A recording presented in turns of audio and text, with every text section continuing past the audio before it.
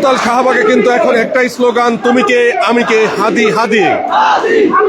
হাদি হাদি হাদি হাদি হাদি হাদি হাদি আমি লাইভে আছি হাদি হাদি আরে ভাই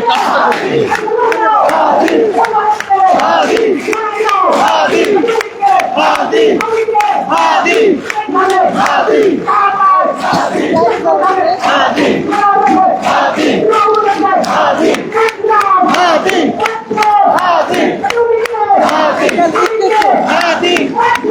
হাদি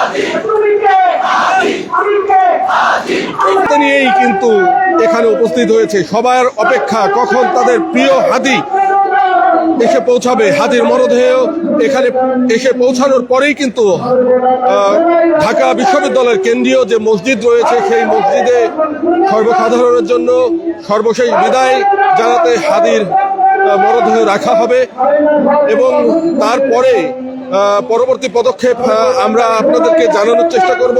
তবে এখন পর্যন্ত এটি ছিল দর্শক আমার কাছে সর্বশেষ আপডেট।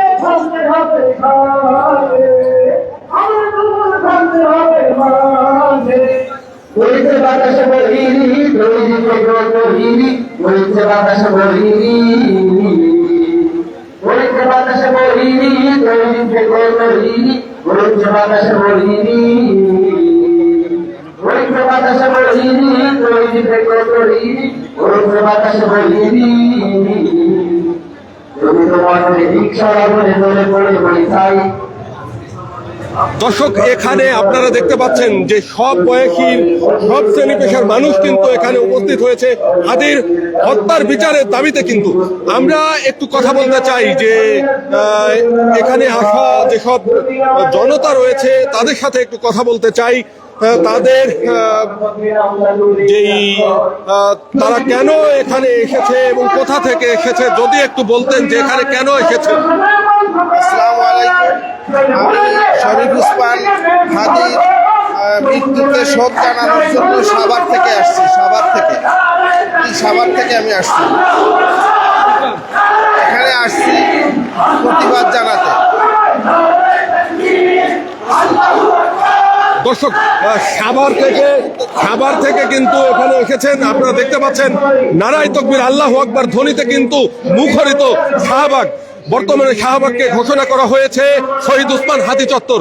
আর এই শহীদ উসমান হাদি চত্বর যারা উত্তাল, আজকে এই শহীদ উসমান হাদি চত্বরে হাদির বিচারের দাবিতে দেশের বিভিন্ন প্রান্ত থেকে ছুটে এসেছেন বিভিন্ন শ্রেণী পেশার মানুষ।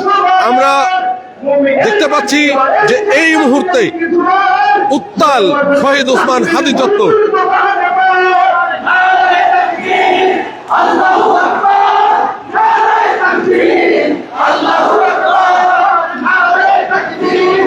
আল্লাহু আকবার, আল্লাহু আকবার।